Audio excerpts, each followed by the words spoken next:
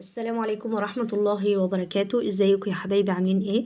يا رب الجميع يكون بخير وبصحة جيدة. النهاردة بإذن الله هنكمل مع بعض طريقة عمل اللكلوك.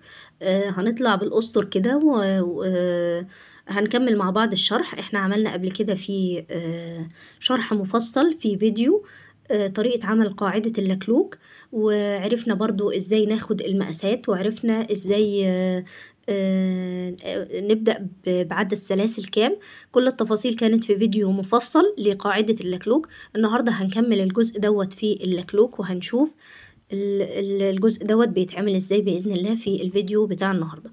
أتمنى من ربنا التوفيق بكل شيء بقدمه لكم، وبتمنى من ربنا سبحانه وتعالى التوفيق والسداد ويلا بينا نبتدي الفيديو. هحط لكم الفيديو بتاع قاعدة اللكلوك في الديسكريبشن بإذن الله. ما تنسونيش من صالح دعائكم، ويلا بينا نبتدي. كنا عملنا القاعدة دي في فيديو منفصل. تمام، هنيجي نكمل بقية اللكلوك أو السليبر. هنعمل ايه في الأول خالص؟ هندخل من خلف العمود. هندخل، طبعا احنا قفلنا عادي جدا في السلسلة رقم 3 اهو، قفلنا في السلسلة رقم 3. 1 1 2 3. هنقفل في السلسلة رقم 3 زي ما حضراتكم شايفين معايا.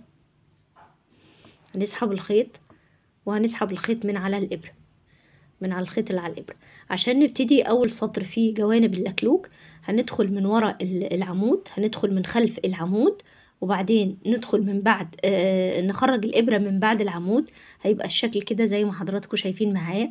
وبعدين هنسحب الخيط، هنسحب الخيط وبعدين نسحبه من الحلقة اللي على الإبرة.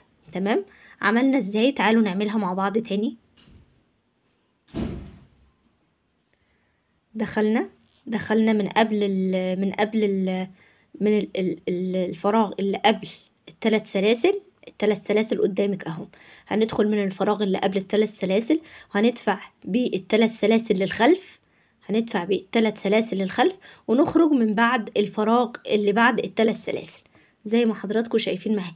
3 سلاسل هيكونوا من الخلف، من خلف الإبرة زي ما حضراتكم شايفين. وبعدين نسحب الخيط ونغلق بمنزلقة، نخرج الخيط كمان من الحلقة اللي على الإبرة، وبعدين نرتفع 3 سلاسل، وبعدين نرتفع 3 سلاسل. ادي 1 ادي 2 ادي 3. تمام، وبعدين هنعمل كلها هنا عواميد خلفية. هنعمل كل السطر ده عواميد خلفية. هنلف الخيط على الإبرة، هندخل من الفراغ اللي قبل العمود، ندفع بالعمود للخلف، وبعدين نخرج من الفراغ اللي بعد العمود، ندخل بالفراغ اللي بعد العمود،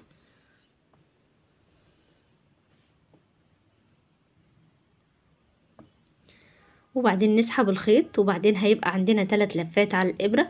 هنخرج من أول لفتين، وبعدين هنخرج من تاني لفتين. نعمل تاني السطر ده مع بعض. نلف الخيط على الإبرة، ندخل من خلف العمود، ندفع بالعمود للخلف، ندفع بالعمود للخلف، نخرج الإبرة من بعد العمود، وبعدين نسحب الخيط. هيبقى عندنا 3 لفات على الإبرة. هنخرج من لفتين، وبعدين هنخرج من لفتين. تمام، هنلف الخيط على الإبرة، هندخل من الفتحة اللي قبل العمود اهو. العمود ظاهر قدامنا اهو، في فتحة قبل العمود وفي فتحة بعد العمود. انا هعمل عمود بريد خلفي او عمود خلفي، عمود بريد خلفي او عمود خلفي. هندخل من الفتحة اللي قبل العمود، هندفع بالعمود للأمام، ونخرج الإبرة من الفتحة اللي بعد العمود. هنسحب الخيط. هيبقى عندنا 3 لفات على الإبرة. هنخرج من أول لفتين، وبعدين هنخرج من تاني لفتين.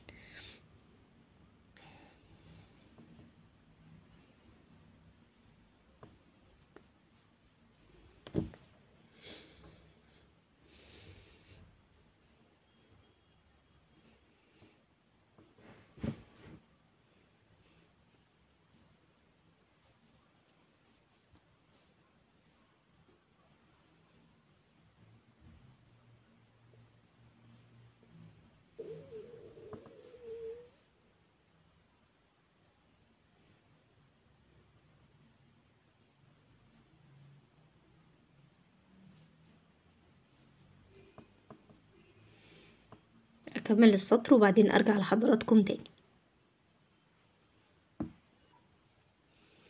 احنا كده انهينا السطر الاول زي ما حضراتكم شايفين معايا كده. انهينا السطر الاول من السليبر او اللكلوك. وبعدين السطر التاني هنعمل ايه؟ هنغلق بمنزلقة في تالت سلسلة، 1 2 3. تالت سلسلة هنغلق فيها بمنزلقة اهو. نلف الخيط، هنسحب الخيط وهنسحبه من الابرة من على اللفة الى على الابرة. وبعدين هنعمل ايه؟ هنعمل عمود بريد امامي فوق الثلاث سلاسل دول. هنعمله ازاي؟ طريقة الارتفاع للسطر رقم 2 هنشوف هنعملها ازاي مع بعض. هندخل من قبل الثلاث سلاسل اللي احنا كنا عاملينهم، بعدين ندفع العمود للامام، وبعدين نخرج من الفراغ اللي بعد الثلاث سلاسل، وبعدين هنسحب الخيط وهنغلق بمنزلقة وبعدين هنرتفع 3 سلاسل، 1 2 3. يبقى احنا عملنا ايه؟ عملنا عمود بريد امامي 3 سلاسل فوق ال3 سلاسل اللي كانوا معمولين. تعالوا نعيد الخطوة دي تاني اهو. انا كده اغلقت السطر التاني عادي جدا في تالت سلسلة بغرزة منزلقة. وبعدين عشان ارتفع بالسطر رقم 2 هدخل من الفراغ اللي قبل الثلاث سلاسل، وبعدين هدفع بالعمود للامام، وبعدين هخرج من الفراغ اللي بعد العمود. هنسحب الخيط وهنغلق بمنزلقة. هنسحب الخيط وهنسحبه كمان من اللفة الى على الابرة، وبعدين هنرتفع بثلاث سلاسل. ادي 1 2 3. تمام. طريقة الغلق ديت بتخلي اللكلوك شكله جميل وشيك. تمام. وبعدين السطر دوت هنعمل بريد امامي بريد خلفي، بريد امامي بريد خلفي. بدأنا ببريد امامي. السطر الغرزة اللي بعد كده او العمود اللي بعد كده هنعمله بريد خلفي. ازاي بريد خلفي؟ بندخل الابرة من قبل العمود، ندفع للعمود للخلف، وبعدين نسحب الخيط، وبعدين هنرتفع بالخيط، وبعدين هيبقى عندنا 3 لفات على الابرة. هنخرج من لفتين وبعدين نخرج من لفتين. العمود اللي بعد كده هيكون عمود بريد امامي. هندفع العمود للامام، هنسحب الخيط، هيبقى عندنا 3 لفات على الابرة. هنخرج من اول لفتين وبعدين هنخرج من تاني لفتين.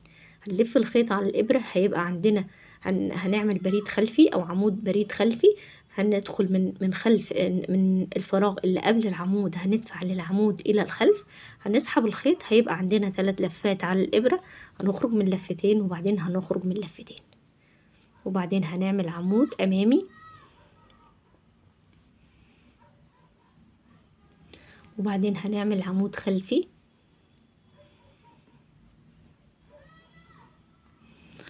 وبعدين هنعمل عمود امامي،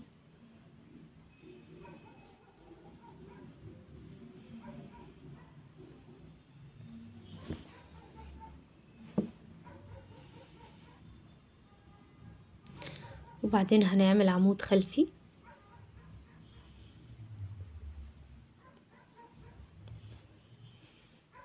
عمود امامي،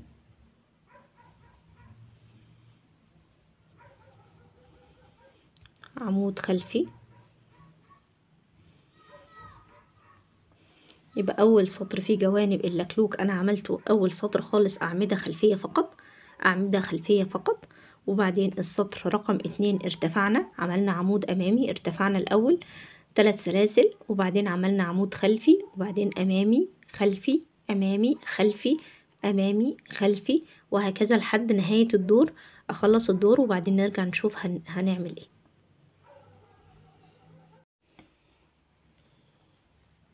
ده كده السطر رقم 2. تمام.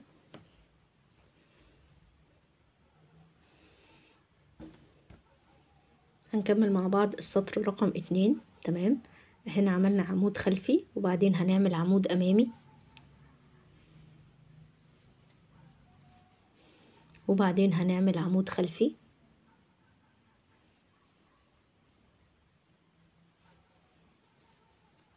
تمام. وبعدين برضو هنيجي نقفل هنا في ال3 سلاسل، ثالث سلسلة هنا هنقفل بمنزلقة. ادي 1 ادي 2 ادي 3. هنقفل هنا بمنزلقة. تمام. وبعدين هنعمل هنا سطر رقم 3 هنعمل عمود امامي وعمود خلفي. هندخل من ورا العمود، وبعدين هنسحب الخيط، وبعدين هنسحبه من على الحلقة اللي على الإبرة، وبعدين هنرتفع 3 سلاسل. تمام. طريقة الارتفاع ديت بتخلي الشغل شكله شيك. وبعدين في السطر ده هنعمل برضو فوق العمود الأمامي عمود أمامي، وفوق العمود خلفي عمود خلفي، لكن احنا هنعمل حاجة بسيطة هنا. تمام. هنيجي هنا في منتصف اللكلوك،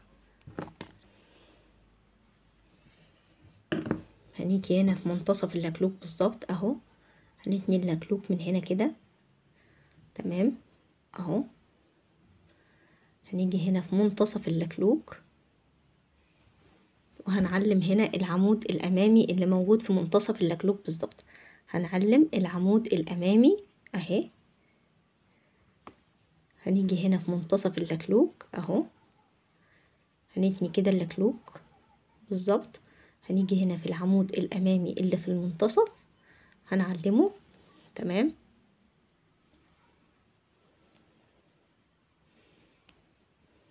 زي ما حضراتكم شايفين معايا،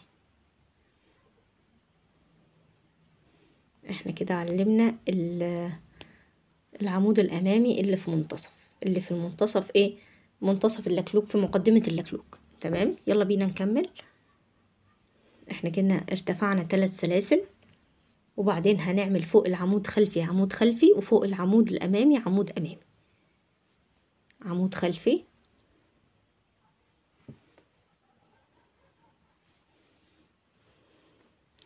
عمود امامي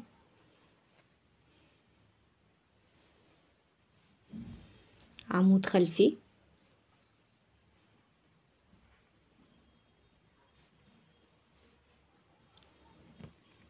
عمود امامي، وهكذا اكمل السطر. وبعدين نيجي نشوف هنكمل الشغل ازاي لما نيجي عند العلامة دي. تمام. احنا كده اشتغلنا عمود امامي فوق العمود الامامي، وعمود خلفي فوق العمود الخلفي. تمام. هنكمل هنا بقية السطر. عملنا هنا عمود امامي، وبعديه هنعمل عمود خلفي. تمام. هنيجي هنا بقى في العمود الامامي اللي هو قبل منطقة العلامة، العمود الامامي دوت هنلف الخيط على الابرة، وهنعمل عمود امامي، وهنلف الخيط ونطلع، وهنخرج من لفتين 2 بس. هنخرج من لفتين ونسيب لفتين على الابرة، مش هنكمل العمود للاخر.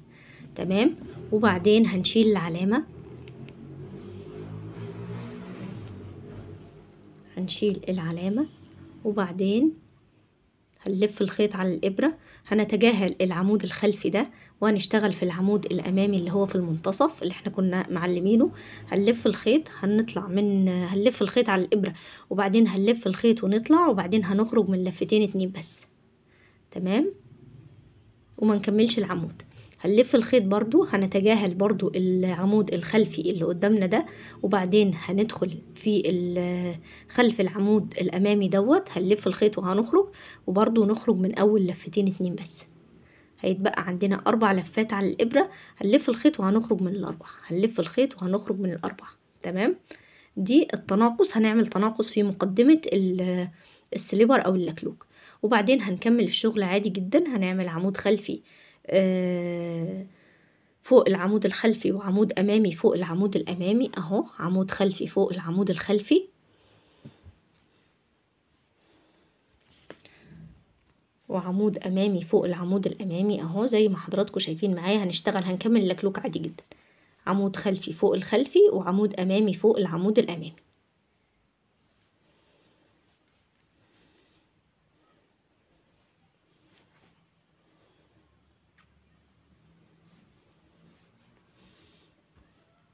احنا الهدف من القصة ديت ان احنا نعمل تناقص هنا في مقدمة القدم. تمام. هنكمل هنا عمود امامي عمود خلفي لحد ما نبدأ السطر ننهي السطر دوت، وبعدين نرجع لحضراتكم تاني نشوف هنكمل بقية الشغل ازاي.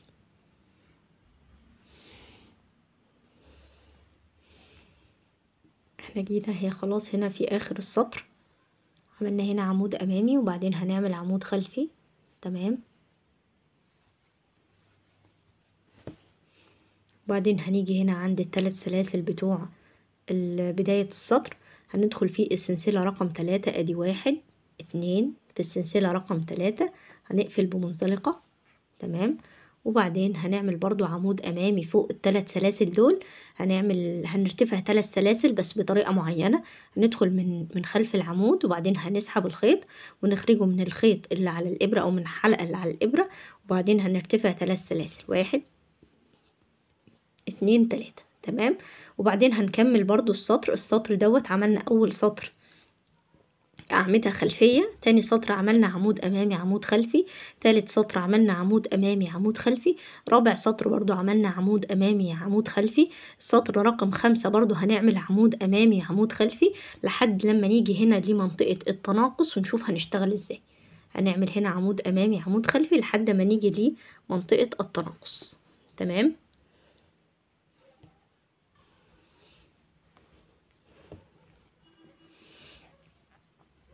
زي ما حضراتكم شايفين معايا. نشتغل فوق العمود الأمامي عمود أمامي،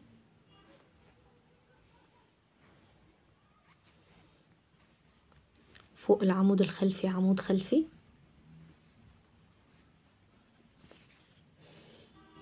تمام، فوق العمود الأمامي عمود أمامي،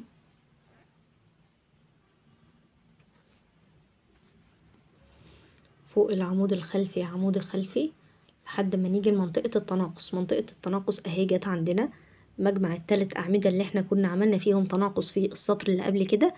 هنعمل ايه؟ عملنا هنا عمود خلفي وبعدين هنيجي للعمود الأمامي اللي قبل منطقة التناقص وهنشتغل فيها برضو تناقص. هنلف الخيط على الإبرة، هنعمل عمود أمامي فوق العمود الأمامي ده، هنلف الخيط وهنسحب الخيط. هيبقى عندنا 3 لفات على الإبرة، هنخرج من لفتين 2 بس. وبعدين هنلف الخيط على الإبرة، هندخل منطقة التناقص اللي هي عملت غرزة واحدة بس. منطقة التناقص دي الناتجة عن 3 أعمدة اللي هما التناقص بتوع السطر اللي فات. هندخل تحت ال3 أعمدة، هنخرج هنسحب الخيط، هيبقى عندنا 4 لفات على الإبرة، هنخرج من أول لفتين بس.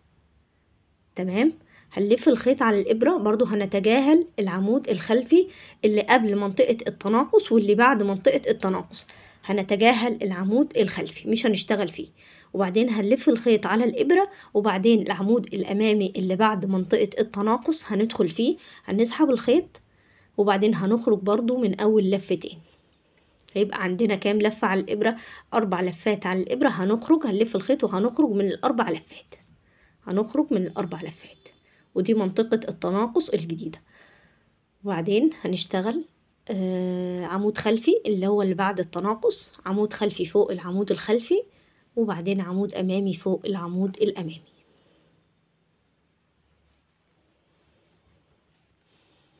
عمود خلفي فوق العمود الخلفي،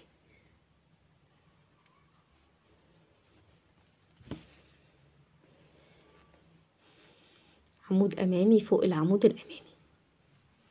تمام، منطقة التناقص بقت عاملة ازاي؟ في مقدمة القدم اهي بقت عاملة الشكل اللي حضراتكم شايفينه ده. تمام، اكمل بقية السطر وبعدين ارجع لحضراتكم تاني.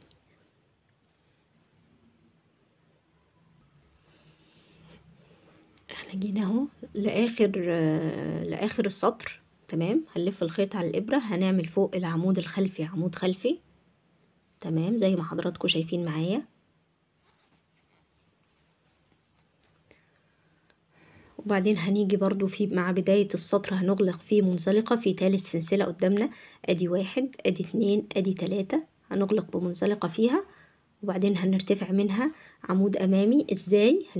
هندخل من قبل ال3 سلاسل اللي فاتوا او في السطر اللي فات، هنسحب الخيط وبنخرج بمنزلقة من على الإبرة من على الخيط اللي على الإبرة، وبعدين هنرتفع 3 سلاسل 1 2 3. تمام، وبعدين برضو هنشتغل عمود خلفي فوق العمود الخلفي، عمود خلفي فوق العمود الخلفي وعمود أمامي فوق العمود الأمامي، عمود خلفي فوق العمود الخلفي اهو.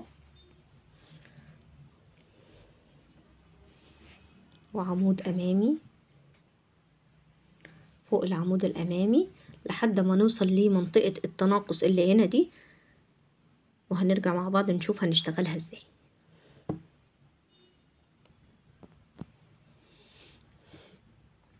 احنا كده عملنا عمود خلفي تمام، وبعدين هيجيلنا العمود الامامي اللي هو قبل منطقة التناقص، وبعدين هيجيلنا العمود الامامي اللي هو بعد منطقة التناقص.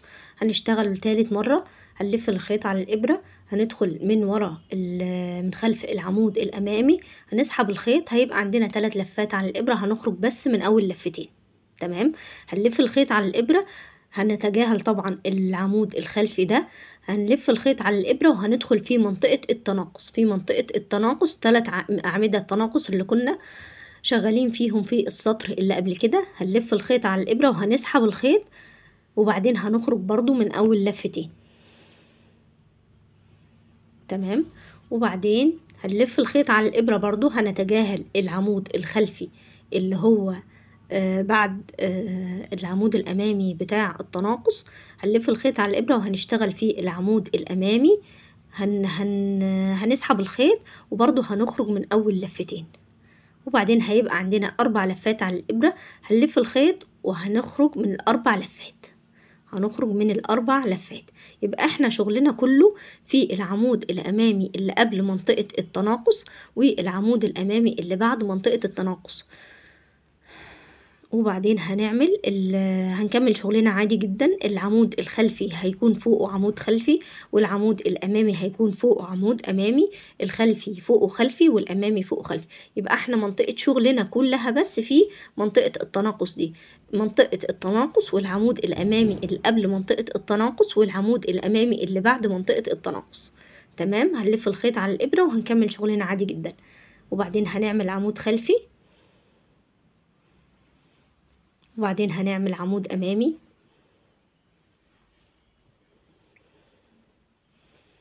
وبعدين هنعمل عمود خلفي، وبعدين هنعمل عمود أمامي تمام. هكمل بقية السطر، وبعدين نرجع نشوف هنعمل ايه بعد كده تمام. هنشتغل برضو في منطقة التناقص في السطر دوت.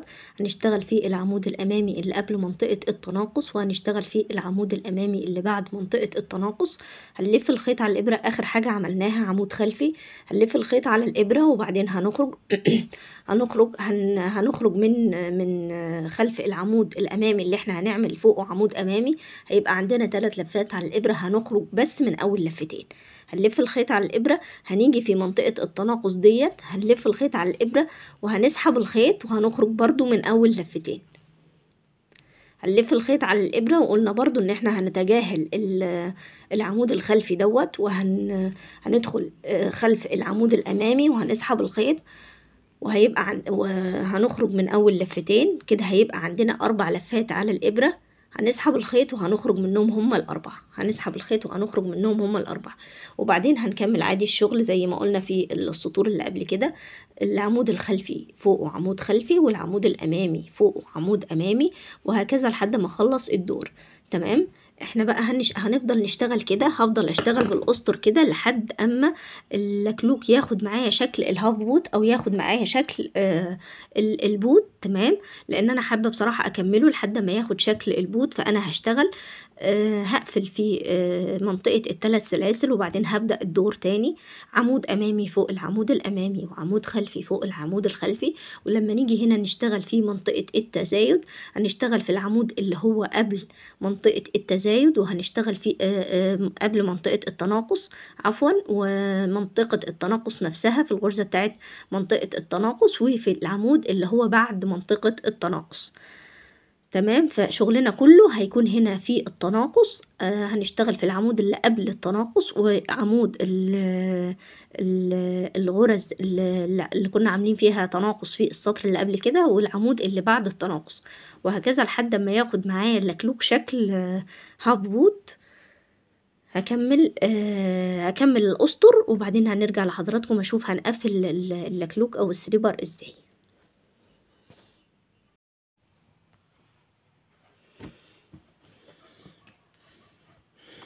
انا كده يا حبايبي عملت كذا سطر.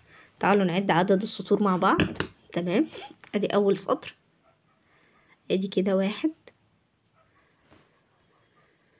واحد اتنين تلاتة اربعة خمسة ستة سبعة تمانية تسعة 10 11 12. يبقى انا طلعت دلوقتي. انا بعد كده بقى هعمل ايه؟ هرتفع سلسلة وبعدين همشي غرز حشو على كل على الرقبة بتاعة اللكلوك. همشي غرز حشو. تمام، فوق العمود الخلفي غرزة حشو، وفوق العمود الأمامي غرزة حشو، فوق العمود الخلفي غرزة حشو، وفوق العمود الخلفي غرزة حشو.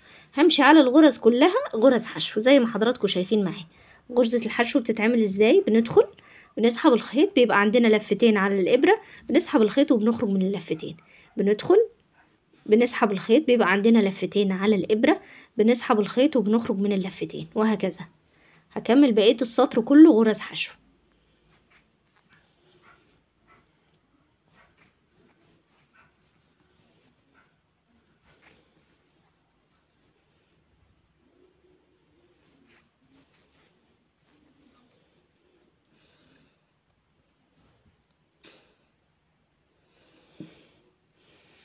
تمام، زي ما قلت لحضراتكم هكمل السطر كله غرز حشو.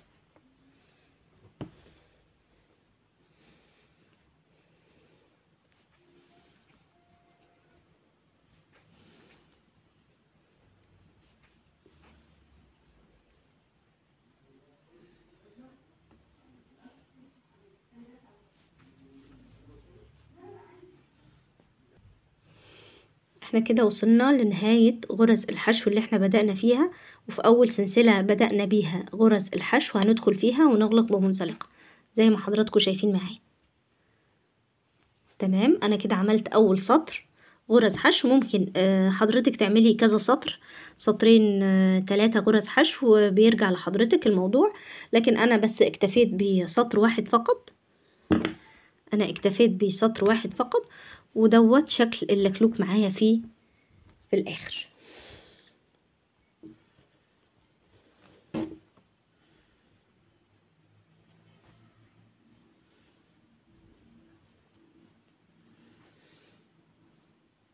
اتمنى الشرح يكون واضح، واتمنى ان انا اكون افدتكم. طبعا بتقصي الخيط في اخر غرزة، بتقفلي بغرزة السلسلة، وبعدين بتقصي الخيط، وبعدين برضو بتدخلي الخيط تخفيه هنا في داخل اللكلوك بإبرة التنظيف. بتمنى الشرح يكون واضح واتمنى اكون افدت حضراتكم. يسعدني جدا تعليقاتكم، وبيسعدني كلامكم الجميل. بشكركم من كل قلبي، والسلام عليكم ورحمة الله وبركاته.